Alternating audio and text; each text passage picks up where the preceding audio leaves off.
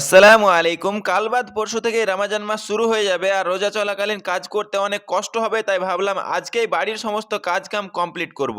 আজকে আমাকে কল ঘরে গিয়ে ধান কুটতে হবে আর একাই কুটা সম্ভব হবে না, সেজন্য আমি সাইদুলকে বললাম তুমি যদি ফ্রি থাকো তাহলে আসলে একটু ভালো হয়। সাইদুলকে আমি বাড়ি থেকে নিয়ে চলে আসলাম আর গাড়িতেও অনেক তেল কম ছিল, সেজন্য চলে আসলাম চাঁদপাড়ায় ভারত পেট্রোল পাম্পে। 150 টাকা তেল ভরলাম আর আমার কাছে ক্যাশ ছিল না, সেজন্য আমি অনলাইন পেমেন্ট করে দিলাম। পেট্রোল পাম্প থেকে বের হচ্ছিলাম আর তখনই এখানে দেখা হয়ে গেল রাকেশের সঙ্গে। তো যাই হোক, বাড়িতে অনেক কাজ বাকি আছে সেজন্য বাড়ির দিকে যাচ্ছিলাম আর এখানে দেখতে পেলাম চাঁদপাড়ায় যে কবরস্থানটা ছিল সেটা অনেক সুন্দর করে পরিষ্কার করেছে, দেখতে খুব সুন্দর লাগছিল। সেজন্য আমি বাইক চালাতে চালাতে সেদিকেই দেখছিলাম আর বাইকের চেনটাও একটু ঢিল হয়ে গেছে, সেজন্য আমি চলে আসলাম যদুপুরে ইন্দ্রজিৎদার কাছে। বাইকের চেনটা ঢিল হয়ে গেছে তাই অনেক আওয়াজ করছে, সেজন্য আমি ইন্দ্রজিৎদাকে বললাম যে তাড়াতাড়ি টাইট করে দাও। তখনই এখানে একটা ভাই বাইকের চেনটা সুন্দর করে টাইট করে দিল আর আমি পেমেন্ট করে দিয়ে বাড়ির দিকেই যাচ্ছিলাম। এখানে দেখলাম আমাদের গ্রামের ভিতর থেকে যদুপুর যাওয়ার রাস্তায় কাজ চলছে, তো আজকের কাজটা হলে আমাদের পুরোপুরি রাস্তার কাজ কমপ্লিট হয়ে যাবে। রাস্তাটা ঠিক করার পরে বাইক চালাতে খুব ভালোই লাগছে আর বাড়ি থেকে যদুপুর যেতেও খুব একটা বেশি সময় লাগছে না। তো যাই হোক, আমি বাড়ি যাওয়ার পথে কলঘর থেকে ভ্যানটা নিয়ে নিলাম, কারণ এই ভ্যানে করে আমাকে ধানগুলো নিয়ে আসতে হবে।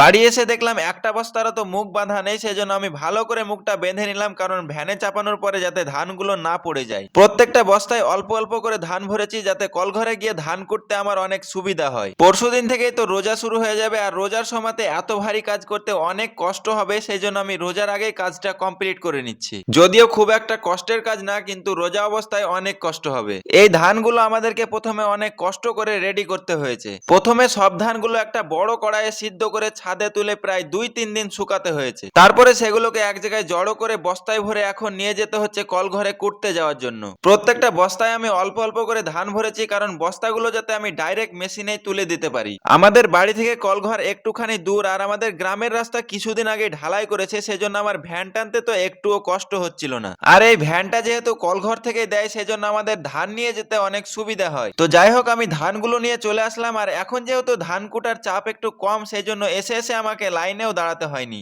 মেশিন চালু করে দিল আর ধান করতে করতে ভিডিওর ক্লিপটাও নিতে খুব সমস্যা হচ্ছিল, কারণ এখানে ধান করতে এলে দুজনকে প্রয়োজন হয়। সাইদুল ভিডিওর ক্লিপগুলো নিচ্ছিল আর আমাকে দুই দিকেরই কাজ একসঙ্গে করতে হচ্ছিল, কিন্তু আমি দুই দিকে সাপ্লাই দিতে পারছিলাম না, সেই জন্য ক্যামেরাটা একটা জায়গায় রেখে দিলাম। মেশিনটা খুব স্পিডে চলছিল তাই আমাদের খুব তাড়াতাড়ি ধানটা কুটা কমপ্লিট হয়ে গেল। আমি এখানে আগেও একাই ধান কুটেছি, তখন কোনো সমস্যা হয়নি, কিন্তু আজকে মেশিনটা যেহেতু একটু জোরে চলছে সেজন্য আমার একটু সমস্যা হচ্ছিল। তো যাই হোক, ধান কোটা কমপ্লিট হয়ে গেল, তাই বস্তাগুলো ভালোভাবে দেখে নিয়ে ভ্যানে চাপিয়ে বাড়ি নিয়ে চলে আসলাম। বাড়ি এসে দেখি আমার রুমটা তো একদম অগোছালো হয়ে আছে আর পরশুদিন থেকে যেহেতু রোজা আর আমি সময়ও পাবো না, সেজন্য আজকেই ভাবলাম যে পরিষ্কার করে নিই।